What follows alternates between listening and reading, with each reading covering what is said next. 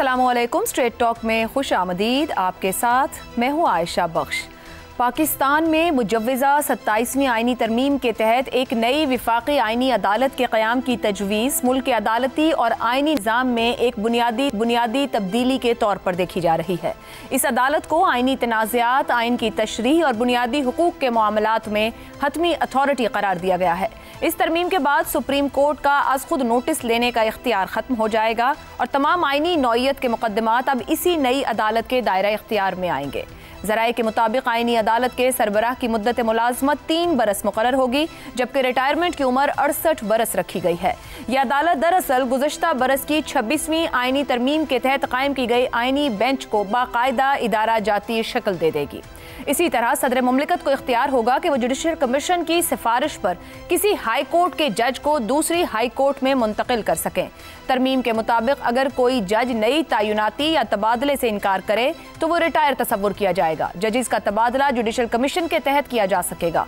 लाहौर, कराची, पेशावर और इस्लामाबाद की high courts के जजेस के दरमियान तबादले भी मुमकिन होंगे। मजीद ये कि आर्टिकल 179 में तरमीम के जरिए आइनी अदालत के फैसले मुल्क की तमाम अदालतों पर लाजिम होंगे। दुनिया के कई ममालिक में आइनी अदालतों का मॉडल राइज है। जर्मनी में फेडरल कॉन्स्टिट्यूशनल कोर्ट आइनी तशरीह का सबसे बड़ा इदारा है जो विफाकी और सूबाई इख्तियारात के तनाज़ात को तय करता है। इसी तरह से इटली, स्पेन, तुर्की, जनूबी कोरिया, मिस्र और इंडोनेशिया में भी अलग अलग आइनी अदालतें कायम हैं जो सुप्रीम कोर्ट से जुदा काम करती हैं। इसके बरक्स अमेरिका में कोई अलग आइनी अदालत मौजूद नहीं। पाकिस्तान में इस मॉडल के निफाज से बज़ाहिर एक नया अदालती ढांचा तश्कील पाएगा। जहां एक तरफ आइनी अदालत के क़याम को आज़ाद अदलिया के लिए खतरा करार दिया जा रहा है, तो वहीं दूसरी तरफ हामियों के पास भी बड़े मजबूत दलाइल हैं। उनके मुताबिक पाकिस्तान में अदालतों ने जिस तरह वुज़राए आज़मों को बरतरफ किया, इशारों पर फैसले दिए जाते रहे, हुकूमती नताइज को मफलूज करने के लिए सो मोटो लिए जाते रहे, बैनुल-अक़वामी माशी मुआहदों को भी एक लम्हे में अदालती कलम से ख़त्म किया जाता रहा। ऐसे में सवाल यह है कि क्या ये नया इदारा वाकई आइनी तनाज़ात के मुस्तकिल हल का जरिया बनेगा या एक नया इदारा जाती तसादुम पैदा करेगा? क्या इस आइनी अदालत से मुख्तलिफ औकात में उठने वाले आइनी बहरानों का खात्मा हो सकेगा? इन अदालतों में कोर्ट पैकिंग से कैसे बचा जाएगा? और सबसे बढ़कर क्या इनके क़याम से सुप्रीम कोर्ट का बोझ कम होगा? शहरी को इंसाफ के हुसूल में आसानी मिल पाएगी? इसी पर गुफ्तगू रहेगी। पैनल में हमारे साथ हैं हसन निसार, शहजाद चौधरी, रजा रूमी और इफ्तिखार अहमद साहब। प्रोग्राम का सवाल आप सभी के लिए। 27वीं आइनी तरमीम क्या विफाकी अदालत का क़याम अदलिया में एक नया तवाज़ुन लाएगा या इदारा जाती ताकत की नई कशमकश को जन्म देगा? शहजाद चौधरी साहब, एक नई विफाकी आइनी अदालत का क़याम होने 27वीं तरमीम के ज़रिए बेंच को अभी तो उसके अंदर लाया जा रहा है, उसके अंदर कुछ मज़ीद चीज़ें भी हैं, मगर सवाल यहाँ ये पैदा हो रहा है कि वो बैलेंस और वो बातें जो कि नहीं मुमकिन हो पा रही थी, क्या इस अदालत के क़याम के बाद वो मामला जो आइन से मुतल्लिक़ हैं वो अलहदा से तय हो जाएंगे, वेल सेटल्ड होकर चीज़ें आगे बढ़ेंगी, एक बेहतरीन स्ट्रक्चर देने जा रहे हैं, या कशमकश और कॉन्फ्लिक्ट हमें आने वाले दिनों में और ज़्यादा देखने को नज़र आएगा? बहुत ज़्यादा खोल दिया, लेकिन बहरहाल देखिए, बात यह है कि अभी तक हमें यह नहीं पता लगा कि इसकी ज़रूरत क्यों महसूस की गई। आपने कहा कि आइनी मामलात, कौन से आइनी मामलात हैं जो खुले हुए हैं, इसका भी अंदाज़ा नहीं है। चंद नंबर हैं जो मेरे पास हैं, जो कि मैंने पिछले चंद दिनों में नोट किए, वो मैं आपको से शेयर कर लेता हूँ। हमारे पास सुप्रीम कोर्ट में इस वक्त जो पेंडेंसी है, यानी वो मुकदमात जो ज़ेर अल्तवा है, जो अभी इनका ट्रायल हो रहा है या जो ज़ेर अल्तवा है, वो पूरे पाकिस्तान का 2.5% है जो सुप्रीम कोर्ट के अंदर है। उसके अंदर कॉन्स्टिट्यूशनल बेंच भी शामिल है। 50,000 के करीब केसेस हैं जो कि पेंडेंसी के अंदर है सुप्रीम कोर्ट के अंदर, कॉन्स्टिट्यूशनल बेंच इंक्लूसिव। उसके बाद उन 50,000 में से सिर्फ 14.5% हैं जो कि आइनी केसेस हैं, जिसके लिए एक आइनी कोर्ट बनाया जा रहा है। यानी अगर आप हाई कोर्ट और सुप्रीम कोर्ट को भी ले लें तो उसके अंदर 20% पाकिस्तान, मुकम्मल पाकिस्तान के केसेस हैं जो कि इन कोर्ट्स में, 80% उससे ज़ेली अदालतों में। तो फिर फोकस इतना जो यहाँ पे है वो सवाल तो खड़े करेगा ना। और उसके बाद अभी तक ये नहीं समझ आई कि आइनी बेंच ने क्या नहीं किया जो कि आइनी कोर्ट करने जा रहा। अच्छा, दूसरी बात आपने कहा कि क्या इनके आपस में बीच में कोई इदारा जाती टेंशन क्रिएट होगी और तवाज़ुन कायम हो जाएगा? तवाज़ुन कायम बिल्कुल हो जाएगा। इस तरह होगा कि जहां जजेस जिनकी टेन्योर, जिनकी अपॉइंटमेंट, जिनकी सर्विस, जिनकी रिटायरमेंट मुकम्मल तौर पर एक जुडिशल कमीशन के हाथ में होगी, जिसके अंदर जो पलड़ा है वो हमेशा हुकूमत का भारी होगा। उसमें क्या है, अटॉर्नी जनरल है, बाकी कुछ हुकूमत के नुमाइंदे हैं, जो कि हमेशा इन जो कि अपॉइंटमेंट की गई या जो की जाएंगी उसके अंदर दोनों चीफ जस्टिस को मिला के, तो हमेशा पलड़ा एक साइड का भारी रहेगा। इसका मतलब है कि जब मुकम्मल तौर पर आपके टर्म्स ऑफ सर्विस के हिसाब से आपका काबू है, यानी जज आपने काबू में कर लिए, तो फिर तो तवाज़ुन ही तवाज़ुन है ना, फिर तो कोई ज़रूरत ही नहीं है किसी परेशानी की। एक मैं ज़रूर मेरा ख्याल में सजेशन देना चाहूँगा, क्योंकि एक तजर्बा है ना, हम तजर्बा कर रहे हैं, इस तजर्बे को हम देखना चाहते हैं कि क्यों नहीं। लेकिन तजर्बा का जब आप आइन को इतनी तेजी से बनाते हैं ना, तजर्बा का यानी ये 2/3 अक्सरियत आ गई, इसने एक तजर्बा कर दिया, अब और 2 साल बाद कोई और 2/3 आ जाएगी, वो एक और तजर्बा करेगी। जब आप आइन को इतना तेजी से तब्दील करोगे तो ये इसकी जो हकीकत है, जो वक़्त है, वो बिल्कुल खत्म होकर रह जाएगी। तो हम उस रास्ते पे चल पड़े हैं। हम पहले तो कहते थे ना कि ये जो डिक्टेटर आते हैं वो ये काम करते हैं, अब तो डिक्टेटर नहीं आते, अब हम खुद अपने तौर पे ये काम करते हैं। तो इसलिए वो आइन जिसकी अपनी एक, क्योंकि आइन के अंदर कौन से मसले हैं, जब 73 में आइन बन गया, सिग्नेचर्स हो गए, सारे मान गए, अब कौन सी आइनी मामलात हैं जो कि हम आइनी अदालतों में लेके जाना चाहते हैं? हम क्यों स्टेबलाइज नहीं करते उस आइन के साथ जो कि हमारे सामने आ गया? सजेशन की मैंने बात की थी। जिस तरह आप फेडरल कॉन्स्टिट्यूशनल कोर्ट बनाना चाहते हैं ना, सुप्रीम कोर्ट को आप सुप्रीम कोर्ट ऑफ पाकिस्तान का, मैंने जो सुना है कि सुप्रीम कोर्ट ऑफ पाकिस्तान नहीं होगा, सिर्फ सुप्रीम कोर्ट कहा जाएगा, जो कि असल में फेडरल कॉन्स्टिट्यूशनल कोर्ट के नीचे होगा, यानी इसके अहकामात उस पर लागू नहीं होंगे। पैरेलल का भी लफ्ज इस्तेमाल हो रहा है गालिबन। हाँ, फेडरल कॉन्स्टिट्यूशन, लेकिन जो लिखा हुआ है, जो उसमें है, जो उसमें लॉ के प्रपोजल के अंदर है कि फेडरल कॉन्स्टिट्यूशनल कोर्ट के जो अहकामात हैं वो लागू होंगे सुप्रीम कोर्ट पे, और सुप्रीम कोर्ट के जो अहकामात हैं वो उस पर लागू नहीं होंगे। तो वो एक हायरार्की बन जाती है। तो मेरा अपना सजेशन ये है आप इन लोगों को कि बिल्कुल क्लैरिटी आ जाए। फेडरल कॉन्स्टिट्यूशनल कोर्ट आप जरूर बना लिया, आपने तजर्बा करना चाहते हैं। नीचे वाले कोर्ट को, जिसको सुप्रीम कोर्ट आप कहना चाहते हैं, उसका नाम खत्म कर दें सुप्रीम कोर्ट, उसको फेडरल एपेलेट कोर्ट कर दें, कि सिर्फ अपीलें तुम्हारे पास आया करेंगी क्रिमिनल केसेस की, या बाकी जो सिविल टाइप शायद कोई इस लेवल के होते हैं जो कि वहां तक जाने चाहिए, उसको फेडरल एपेलेट कोर्ट कर दें। तो फिर कोई ना कोई इज्जत दोनों साइड की बनी रहेगी। जो आपस में जो टेंशन है, जो तवाज़ुन का हम जिक्र करते हैं, ये चीजें अपने खुद ब खुद ही Aahista Aahista over time resolve हो जाएंगी, अपने मामलात अपने फायदे के लिए। और फिर जब हम वो देखेंगे तो फिर समझ नहीं आएगी कि ये आइन का हुलिया जो शुरू में था वो बिगड़ के ऐसा क्यों हो गया, जो कि उस वक्त नजर आएगा। ठीक हो गया। हसन निसार साहब, शहजाद साहब तवाज़ुन की भी बात कर रहे थे एक जाविये से कि वो तो हो ही जाएगा। मैं आपसे ये सवाल पूछूं कि अदालती निज़ाम में इस्लाह होगी या ताकत के मराकज़ असर नौ तरतीब हो रहे हैं इसमें? देखें, बात सुने, आपने मुल्कों का कंपैरिजन किया। एक बात याद रखें, थंब रूल है, इन्नमल अमाल बिन्नियात। जब कानून साजियों और इस तरह की जोड़ तोड़ में सबसे अहम बात होती है नीयत। क्या वो मुल्क और उसके अवाम के लिए सूट करेगा, करता है? नहीं। मैं अगर कुछ करता हूँ तो मेरा मोटिव मैटर करेगा, चीज़ें सेकेंडरी होती हैं। अच्छा, आपके सवाल में 2 लफ्ज़ बड़े इम्पोर्टेंट हैं, नया कानून, नया तवाज़ुन और अदारा जाती ताकत की नई कशमकश। तो बीबी एक सादी सी बात है, 78 साल में तो कभी कोई तवाज़ुन मैंने इस मुल्क में देखा नहीं। मेरी होश से पहले कभी रहा हो तो मैं तारीख में पढ़ा नहीं। अच्छा, रह गया नई कशमकश को, तो कशमकश भी मैंने कभी इस मुल्क में ख़त्म होते देखी नहीं। निफाज इस्लाम से लेके तो एशिया सुर्ख है, एशिया कभी सब्ज़ है और निकला पीला है, ये बस छोड़ो। और अगर मैं गलत कह रहा हूँ तो दोस्त मेरी तस्सीह फरमा दें, ताकि मुझे ममनून और पुरसुकून होने का मौका मिले। मेरी हकीकत पसंदी या मेरी यासियत पसंदी मुझे बताती है कि मुस्तकबिल में भी इन दोनों चीज़ों का कोई इम्कान नहीं। चूँकि हमने वो अल्लामा इकबाल दी उदी और तक वो गल समझ नहीं आई। कौम को एक चीज़ पसंद है, अजलाफ को भी अशराफ को भी। वो क्या पसंद है? एक शेर उसका, उलटना पलटना पलट कर झपटना, लहू गर्म रखने का है एक बहाना। लहू गर्म है, बाकी सब कुछ ठंडा है, और ये यूं ही चलेगा। तो आपकी गुफ्तगू ये कह रही है कि आपको तवाज़ुन दिखता नहीं है और कशमकश खत्म नहीं होती है, सूरत हाल कुछ हाँ। जी। 1 साल बता दो मुझे, इस मुल्क में कभी सुकून का देखा है किसी ने? तवाज़ुन, ग्रेस, सर वो कुछ ना कुछ के पास तो ममनून और पुरसुकून होते ही होंगे मामलात, ज्यादा के पास नहीं होते होंगे। मेजॉरिटी की बात कर रहा हूँ भाई, मैं तो इस मुल्क की आबादी की बात कर रहा हूँ। ठीक हो गया, गमे बाजियां दी गल कर रहे हैं। मैं बहरहाल सेनेट ने तो मंजूर कर ली है, किसी को सुकून है या नहीं है या तवाज़ुन है? माशाल्लाह। अच्छा जी, रज़ा रूमी साहब मैं आपकी जानिब आऊँ, क्या पाकिस्तान की सियासी तारीख में पहली बार आइन की तशरीह को इंतजामी असर से आज़ाद किया जा रहा है या उसके ताबे? क्योंकि बहुत से खदशात का इजहार किया जा रहा है, आइनी अदालत के जजेस की मुद्दत मुलाजमत है, तकर्री के खतरे की बात की जा रही है, तो वाकई अदलिया इंतजामिया के ताबे होने जा रही है या आज़ाद?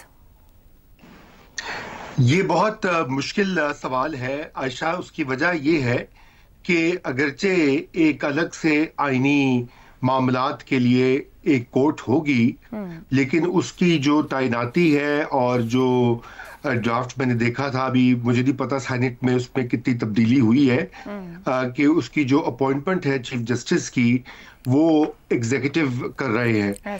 आपको याद है कि माजी में अदलिया ने जो जजेस की अपॉइंटमेंट थी वो काफी हद तक अपने हाथ में ले ली थी अल जिहाद ट्रस्ट केस में, और उसके बाद और इस तरह से जो नॉमिनेशंस हैं उस कोर्ट में, उसमें अब एग्जीक्यूटिव का और पार्लियामेंट का रोल ज्यादा आ गया है। दर हकीकत ये पेंडुलम जो है ये इतना एक साइड पर चला गया था कि गालिबन वो उसके रिएक्शन में या रिजल्ट में अब ये जो एग्जीक्यूटिव है और पार्लियामेंट है उन्होंने कुछ इख्तियारात वापस ले लिए हैं अदलिया के ऊपर, और ये अब पेंडुलम लगता है कि बिल्कुल दूसरी साइड पर स्विंग कर जाएगा। दोनों ही तरीकों से मसाइल बने थे और बनेंगे। अभी तक हमें ये नहीं मालूम ये आईनी बेंच भी जो बना था और अब आईनी कोर्ट की जो जरूरत महसूस की जा रही है, ये बात दुरुस्त है कि बहुत से ममालिक में ये मौजूद है और एज एन इंस्टीट्यूशन इसमें कोई कबाहत भी नहीं है, लेकिन यहाँ पर 2-3 मसाइल आ रहे हैं। एक तो परसेप्शन का मसला है।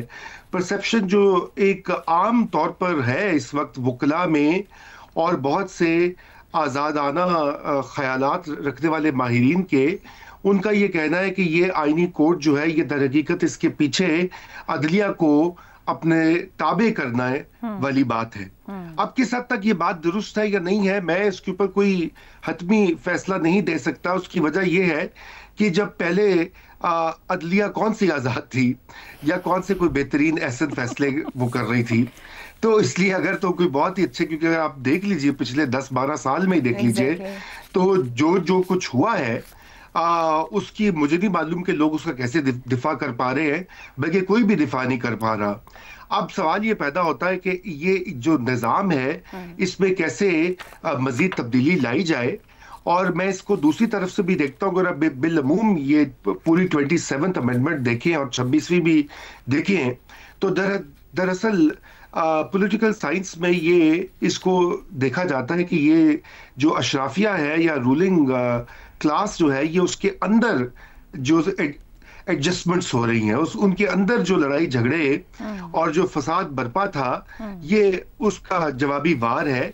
मुझे इस बात का अफसोस है कि इसमें अवाम के लिए क्या है, क्योंकि अगर आप अवाम के मसाइल देखें तो सबसे जो इंसाफ की फराहमी का जो मसला है वो तो लोअर कोर्ट्स में ज्यादा है, और पेंडेंसी जो है लोअर कोर्ट्स और हाई कोर्ट्स में, उसकी तरफ तवज्जो देने की जरूरत है। इस्लाहात अगर करनी भी है तो फिर तो आप नहीं समझते सुप्रीम कोर्ट पर दबाव कम होगा तो वहां भी अंदर रीस्ट्रक्चरिंग हो सकती है, आम शहरी तक इंसाफ होगा, प्रोसेस तेज हो जाएगा। पिछले कम से कम दहाई से तो हम देख रहे हैं तमाम सियासी मामलात भी लैंड कर जाते थे, आईनी मामलात भी खड़े हैं, सियासत भी रीशेप हो रही है, चीजें और रीशेप हो रही, तो वो सब चीजें निकल नहीं जाएंगी तो अवाम आगे नहीं आ जाएगी कम से कम उस एंड पर।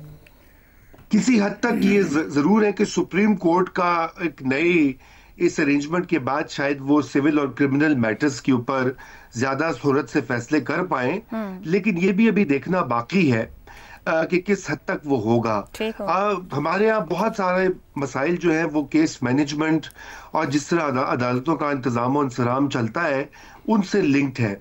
उसमें कोई बड़ी आईनी तरमीम की जरूरत नहीं है। सच्ची बात तो ये है, आईनी तरमीम की जरूरत यहाँ पर ये आ रही है कि पिछले कई सालों से सुप्रीम कोर्ट ऑफ पाकिस्तान की आर्बिट्ररी एक फैसले जो थे और उनका एक सियासी केसेस में जो एक रंग या एक पोजीशन वो ले लेते थे, उससे मसाइल आ रहे थे। और इस वक्त मौजूदा जो निज़ाम है उसके लिए भी दुश्वारियां जो है वो पैदा की जा रही थी और ये उसका जवाब है।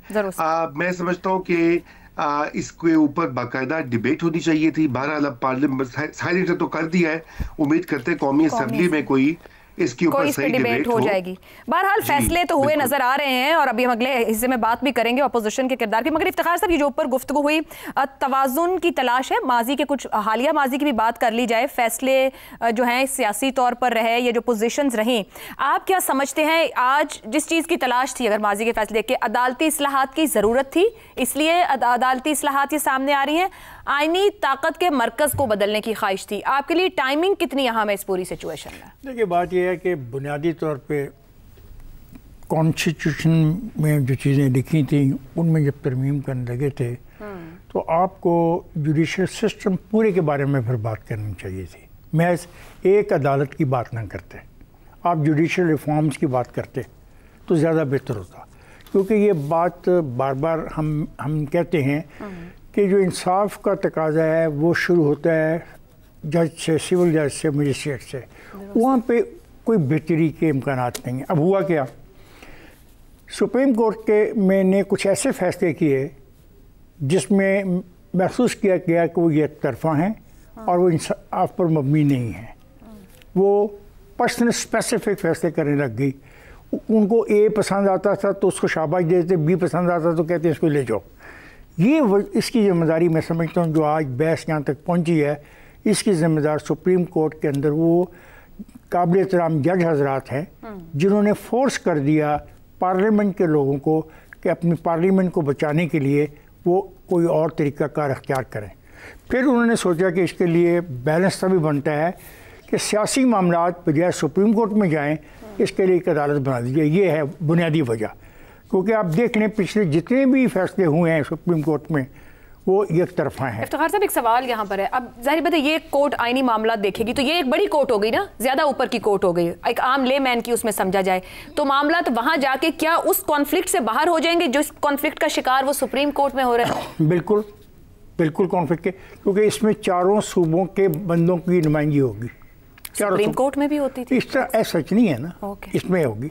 और फिर सुप्रीम कोर्ट का देखिए, मैं इसमें अदालतों का एहतराम करता हूँ, मैं बहस नहीं करना चाहता कि ऐसा क्यों हुआ। मगर अगर किसी को कहा जाए कि इसके आने वाले तमाम मुकदमात में भी ज़मानत दे दी जाए, ये कहा जाए कि इसके लिए गाड़ी मंगवाई जाए और इसको एक जगह पर रखा जाए, इसके खाने का भी एहतमाम किया जाए और उसके लिए कहा जाए कि इसके लिए रजिस्टर भी जो हाजिरी का है वो बाहर भेज दो, वहीं पे दस्तखत कर दे, तो ऐसी जो चीज़ें आपने देखी हैं, ठीक है, आपको आपकी आंखें बंद अगर सारों की हो जाए तो मैं तो कुछ नहीं कर सकता। तो खैर साहब, एक ऊपर रजा साहब ने सवाल किया, जिहाद ट्रस्ट केस से पहले की बात की जाए तो भी जिस तरीके से मामला चले अदलिया में, अगर उसके बाद की बात की जाए जो आप यहाँ से आगे हमें तवाज़ुन नजर आएगा? Thank you very much.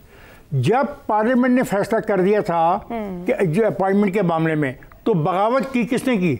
जजेस ने। उन्होंने नहीं माना, उन्होंने कहा हम पार्लियामेंट के फैसले को नहीं मानते। पार्लियामेंट को दबाव में लाके उन्होंने उस फैसले में तब्दीली करवाई।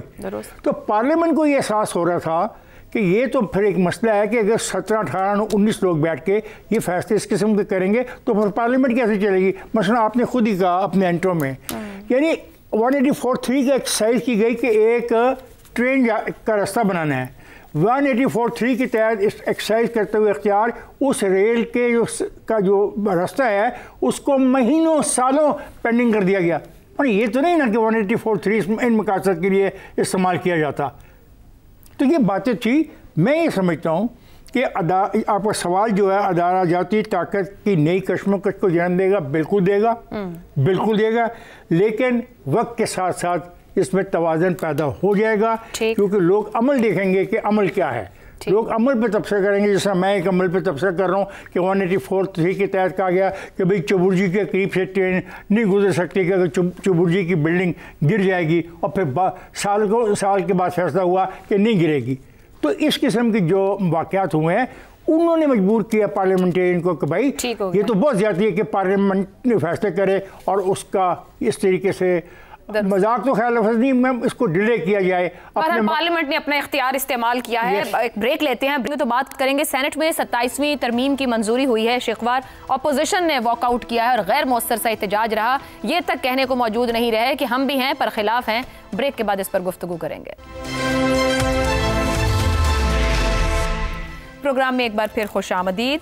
सेनेट से 27वीं तरमीम की शिकवार मंजूरी के दौरान पाकिस्तान तहरीक इंसाफ और अपोजिशन की दूसरी जमातों की जानिब से एहतजाज करते हुए कुछ देर के लिए ऐवान में शोर शराबा किया गया और फिर अपोजिशन ने इजलास का बायकॉट कर दिया। 27वीं तरमीम से मुत्तफिक होना या इससे इख्तिलाफ करना हर सियासी जमात का जमहूरी हक है, मगर सवाल यह है कि इस तरह के एहतजाज से कि अपोजिशन जमातें हुकूमत को 27वीं तरमीम करने से रोक पाती। कोई शक नहीं कि 26वीं तरमीम की तरह हुकूमत ने 27वीं तरमीम के लिए भी बहुत जल्दबाजी से मंजूरी दी, मगर दूसरी तरफ अपोजिशन का रवैया कैसा रहा। 27वीं तरमीम के लिए अपोजिशन की सबसे बड़ी जमात PTI के अरकान ने न पार्लियामान में होने वाले इजलासों में शिरकत की और न ही मुश्तरका पार्लियामानी कमेटीज में।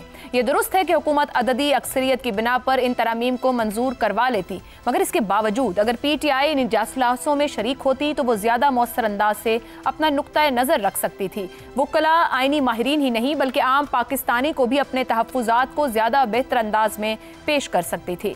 इन इजलासों में शिरकत के बाद भी अगर उसके किसी तरमीमी नुक्ते को मंजूर ना किया जाता तो उसके इख्तिलाफ में ज्यादा दम होता। यूं सेनेट में शोर शराबा और फिर इजलास का बॉयकॉट करके अपोजिशन जमातों को हासिल क्या हुआ। ऐसे में बड़ा सवाल यही है कि हुकूमत ने जिस तरह से इस तरमीम को मंजूर करवाया और फिर अपोजिशन ने जिस तरह का गैर मौसर एहतजाज किया, ये सब पानी का एक बुलबुला साबित होगा या इसके सियासी असरात सामने आएंगे। PTI और अपोजिशन जमातों की तरफ से सड़कों पर एहतजाज करने के दावे किए जा रहे हैं। जाहिर है कि एहतजाज के लिए अवाम की हमायत दरकार होगी, तो क्या अब की बार अपोजिशन अवाम को ये बावर करवा पाएगी कि उनका एहतजाज एक शख्स की बहाली के लिए नहीं बल्कि पाकिस्तान में जमहूरी और अवाम के हुकूक से जुड़ा हुआ है? क्या अपोजिशन जमातों और उनके रहनुमाओं की तरफ से इतने शऊर की तवक्को रखी जा सकती है? इसी पर गुफ्तगू रहेगी। पैनल के लिए सवाल। सेनेट में 27वीं तरमीम की शिकवार मंजूरी, अपोजिशन का गैर मौसर एहतजाज, एक और ला हासिल मश्क या किसी बड़े एहतजाज का पेश खैमा? हसन निसार साहब, आपके ख्याल में अपोजिशन ने अभी तो पार्लियामान से वॉकआउट किया, मौजूद नहीं रहे, खड़े होकर ये भी नहीं कहा कि हमें ये शिक पसंद नहीं या हम इस बात के खिलाफ हैं, गायब हो गए वहाँ से। अब एहतजाज के ऊपर तकिया किए हुए हैं, क्योंकि ला हासिल मश्क है या वाकई इतना दम रखते हैं कि सड़कों पर कोई बड़ा एहतजाज कर पाएंगे? देखें, बात सुने, हमारे मुल्क में जहालत, गुर्बत, बीमारी, बेरोज़गारी वगैरह वगैरह के अलावा और कुछ भी मैटर नहीं करता।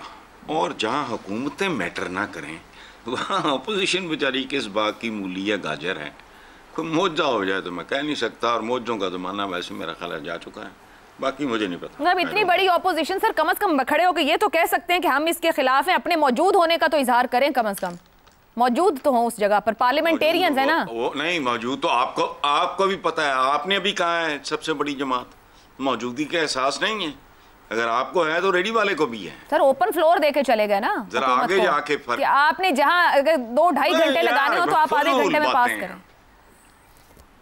और भैया मैं टर्मिनोलॉजी है उसके गिर्द हम रड़कते रहते हैं, उसको मैंने अपना जवाब दे दिया। ठीक हो गया।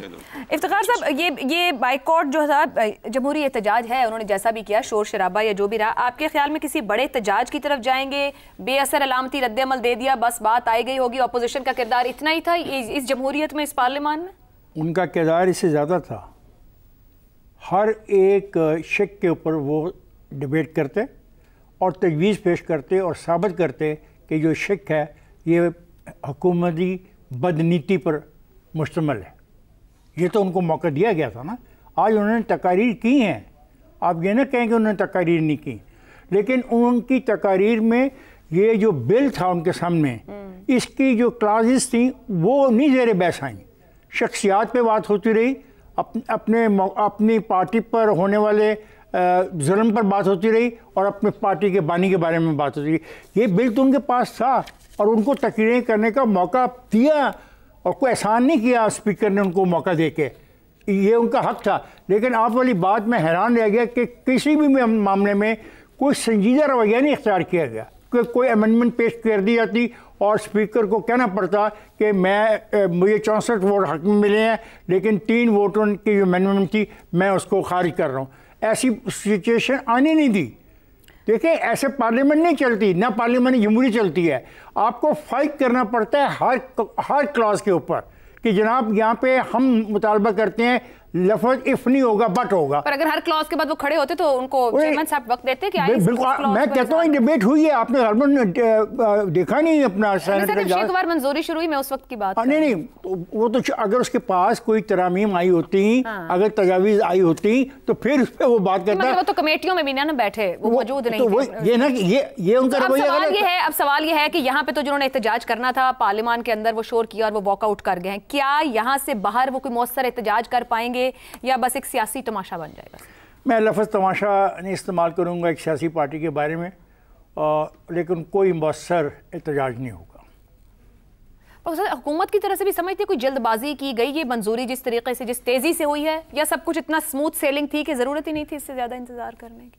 आपका ख्याल है कि 2-3 महीने के बाद पेश करते? नहीं मैं ये नहीं कह रही, वही था ना कि सामने आए, डिबेट हो, ओपन डिबेट हो। मैं कह रहा हूँ सर डिबेट हुई, आपने सुबह का सेशन देखा नहीं? बिल्कुल देखा है सर। बहुत लंबी बातें हुई, बहुत लंबी डिबेट हुई, झगड़ा भी एक जगह पे हो गया, फिर स्पीकर को मदाखलत करनी पड़ी हुई। लेकिन वो जो बहस हुई वो बहस थी ज़ातियात के हवाले से, वो बहस थी अपने पर होने वाले जुल्म के हवाले से, वो बहस थी बानी की रिहाई के हवाले से। उसमें ये जो बिल उनके सामने था उसमें नहीं कहा गया कि भाई इस बिल की फलानी क्लास के अंदर ये तब्दीली हम चाहते हैं। ठीक हो गया जी, एक ब्रेक लेते हैं, तो शहजाद साहब और रजा साहब की राय आपके सामने रखेंगे। प्रोग्राम के आखिरी हिस्से में एक बार फिर खुशामदीद। शहजाद साहब, सेनेट में शिकवार मंजूरी हो गई तरमीम की, अपोजिशन का गैर मौसर एहतजाज रहा, क्या वो यही कर सकते थे और उनके इख्तियार में इतना ही था, या आप समझते हैं कि अब की बार वो सड़क पे जाके एहतजाज करने की और इकट्ठे होने की बात कर रहे हैं, अवाम साथ होगी और वो ये बावर कराएंगे कि हम आपके लिए निकले हैं, ना कि एक शख्स की रिहाई या उसके मामले के लिए? आयशा, जो 18वीं तरमीम थी ना वो नॉन पार्टिसान थी, यानी तमाम पार्टियां उसकी हिस्सेदार थी, सब शामिल थी, और वो एक वाइडली एक्सेप्टेड तरमीम थी। बेशक उसमें बहुत सारे झोल थे और हमने उसके ऊपर बहुत कमेंट्री की और बाकी लोगों ने गलतियां भी निकाली वगैरह वगैरह, लेकिन जो इज्तिमाई दानिश थी उस वक्त पार्लियामेंट की, उसने कहा कि 18वीं तरमीम जिस शक्ल में इतने काम के बाद सामने आई है ये अब काबिल कबूल है, तो कम अज कम इसको नॉन पार्टिजन, यानी सब ने उसकी ओनरशिप ली। ये जो तरमीम है जिसके अंदर के 64 का नंबर चाहिए सेनेट के अंदर, वो 64 के नंबर के सेनेट के साथ वो पास हो गई वहां से। जो बाकी लोग हैं उनका वोट काउंट ही नहीं हुआ या नहीं किया, वो चले गए, छोड़ गए। अगर वो 36 कर भी जाते या 38 कर भी जाते, जितने भी पीछे रह गए थे कर भी जाते, तो क्या फर्क पड़ता? ये तरमीम तो पास हो गई थी ना। सर, 2 वोट वैसे ऑपोजिशन ने दिए हैं, एक जेयूआई से आया और एक पीटीआई के सेनेटर हैं। हाँ, वो एक ही उन्होंने बंदे भी एक ही भेजे थे अपने उस मीटिंग के अंदर। अच्छा, दूसरी बात देखिए, जहां जो पार्लियामेंट 2/3 अक्सरियत के साथ एक मर्द को औरत और औरत को मर्द डिक्लेयर कर सकती हो, यानी चाहे वो एक मिसाल के तौर पे बात की जाती है और उसकी हतमी ताकत के तौर पे बात की जाती है पार्लियामेंट की 2/3 अक्सरियत के साथ, तो फिर वहां पे इज्तिमाई दानिश किस काम की है? इज्तिमाई दानिश तो कोई नंबर। इसीलिए जमहूरियत जो है वो बदकिस्मती से अगर उसमें नीयत शामिल ना हो, ठीक नीयत शामिल ना हो, अच्छी नीयत शामिल ना हो, तो नंबरों का खेल बन जाता है। दूसरी बात, अब आप कह रहे हैं कि इसके ऊपर कब तक ये जाके, तो कैसे रिएक्शन होना चाहिए, इनका होना चाहिए, उनका होना चाहिए। सबसे पहले तो जो जजेस हैं, अगर उनको ये काबिल कबूल है और एक्सेप्टेड है, उनको एक्सेप्टेबल है, जिनके जो कि स्टेक होल्डर्स हैं इस इंसाफ के निज़ाम के, उसमें जजेस हैं, उसमें वकील हैं, उसमें बार काउंसिल्स हैं, और सब के सब अगर खामोश हैं और वो कहते हैं कि ठीक है जो हो रहा है, तो फिर अवाम को खाम आगे लाके उनको मरवाने के लिए हम सामने खड़े कर देते हैं सड़कों के ऊपर। तमाशा तो हम देखना चाहते हैं ना अवाम का। ये जो स्टेक होल्डर्स हैं ये सब शांत हैं, खामोश बैठे हुए। तो इसका मतलब ये हुआ जो लिबरलिस्ट है, जो जमहूरियत पसंद है, उसको फंडामेंटल राइट्स का कोई ख्याल है, इंसाफ के निज़ाम का या इंसाफ की हसूल का या इंसाफ की डिलीवरी का कोई ख्याल है आम आदमी के लिए, या जब तक वो सामने नहीं आएंगे उस वक्त तक हम किस तरीके से अवाम को खामखा निकाल सकते हैं? तो ये तो आज स्टेक उन लोगों का है जो कि इसके हिस्सेदार हैं। जब तक वो आवाज नहीं उठाएंगे कोई और बंदा आवाज नहीं उठाएगा। बाकी आपकी बात ये कि असूल क्या कहता है? असूल तो कहता है आवाज उठानी चाहिए, असूल ये कहता है, लेकिन हकीकत पसंदी ये कहती है कि ऐसी आवाज का फायदा कोई नहीं है। तो जब तक स्टेक होल्डर्स नहीं उठाएंगे उस वक्त तक कोई सामने नहीं आएगा। Why push the people? ठीक हो गया जी। रज़ा रूमी साहब, शहजाद साहब ने तो आइडियलिज्म और रियलिटी की बात की। आपसे दो सवाल हैं मेरे। एक तो ये फरमाइएगा कि जिस तरीके से अपोजिशन ने आज अपना आईनी सियासी शऊर दिखाया, उनकी इस्तिताअत इसी हद तक की थी। दूसरा आपसे ये हिस्सा है कि आइन और मिसाक़े जमहूरियत के जो अलमबरदार हैं, जिस तरह 26वीं और 27वीं तरमीम पास की, अपोजिशन को तो एक तरफ रखिएगा, क्या पाकिस्तान की सियासी जमहूरी तारीख इन्हें भूल जाएगी? बहुत अहम नुकात हैं और सवालात से ज़्यादा मेरे ख्याल से अलमिया है। पहली तो ये बात है कि ऑपोजिशन ने बहुत सी कमेटियों से इस्तीफे दे दिए हुए थे और उसकी बिल्कुल मंतक समझ में नहीं आती, क्योंकि जो भी नतीजा निकले उनको उन कमेटीज़ में पार्टिसिपेट करना चाहिए था, अपनी तजावीज़ देनी चाहिए थी। जो अपोजिशन का एक रोल होता है, जो उनका काम होता है, हमने देखा है और दुनिया भर में जहां भी पार्लिमानी सिस्टम है, अपोजिशन भी वोट करती है, चाहे उसके नंबर भी कम हो, वो अपनी जो अददी एतबार से जो उनकी पावर है वो उसको शो करते हैं और कम से कम वो रिकॉर्ड के ऊपर सब कुछ आता है कि उस वक्त किस किस ने क्या अपोज किया था। मगर तकरीर जरूर हुई आज और लेकिन वो नाकाफी है। ये एक गैर संजीदा रवैया है बदकिस्मती से, क्योंकि बहुत सारे इसमें कॉम्प्लिकेटेड मसाइल हैं। एक तरफ तो पीटीआई ये कहती है कि वो उनको ये असेंबलियां मंजूर नहीं है, ये फॉर्म 47 की पैदावार है या वगैरह वगैरह। दूसरी जानिब सारे के सारे वो जो हैं वहाँ पर बैठे भी हैं, बरात भी लेते हैं, तो एक अजीब गरीब खिचड़ी पकी हुई है। और रही बात रूलिंग कोलिशन की, तो बिल्कुल ये याद रहेगा, तारीख भी इसको याद रखेगी, क्योंकि देखिए इस तरह से इतनी उजलत में आइन के ढांचे में तरमीम करना ये भी पार्लिमानी जमहूरियत के मनाफी है। इसके ऊपर और बहस होनी चाहिए थी, जैसे मैंने पहले आपसे अर्ज किया, और इसके ऊपर बाकायदा पब्लिक डिबेट होनी चाहिए थी। ये जो हम बातें यहाँ पर कर रहे हैं, ये दर हकीकत कई दिनों हफ्तों कमेटी में होनी चाहिए थी, ताकि शिक दर शिक जो है इसमें कोई सुकम ना रहे। कल को इसी वजह से 26 अमेंडमेंट में जो उजलत में पास की गई थी, उसकी मसाइल की वजह से ही तो ये नई अमेंडमेंट आई है। तो अब क्या ये इसके बाद एक और 28वीं भी आएगी, क्योंकि इसके ऊपर सही तरह से गौर व खौस नहीं किया गया, या बहुत जल्दी में बहुत बड़े बड़े फैसले किए जा रहे हैं। तो जो हुक्मरान जमाते हैं उनको सोचना चाहिए, उनकी भी अपनी एक तारीख रही है, खसूसन पाकिस्तान पीपीपी जो है वो तो इस आइन की खालिक अपने आप को, और वो है भी 1973 का जो आइन है वो उसी दौर में बना था, पहला पाकिस्तान का मुतफिका आइन था। अब जिस तरह से उसकी पूरी स्कीम में तब्दीली लाई जा रही है, क्या वाकई पाकिस्तान पीपल्स पार्टी ये समझती है कि ये उनके मंशूर और उनके नजरियात से मुतसादिम नहीं है? ये सवाल है। बिल्कुल शुक्रिया। ये एक बात है कि चार्टर ऑफ डेमोक्रेसी में इस अदालत का जो फैसला है वो चार्टर ऑफ डेमोक्रेसी में पाकिस्तान पीपल्स पार्टी ने किया था या नहीं किया था? इफ्तिखार साहब, चार्टर ऑफ डेमोक्रेसी इस वक्त मत छेड़ें, उसमें और भी बहुत कुछ मुआहदे और अहद किए गए हैं जिनके ऊपर वो नहीं थे। मसला अदालत का है, इसलिए मैं पूछ रहा हूँ। एक एंगल है ना ये, लेकिन इसके अलावा और बहुत कुछ कहा गया था, जमातों ने खुद अमल नहीं किया। आज के लिए प्रोग्राम से इतना ही, इजाजत दीजिए, अल्लाह हाफ़िज़।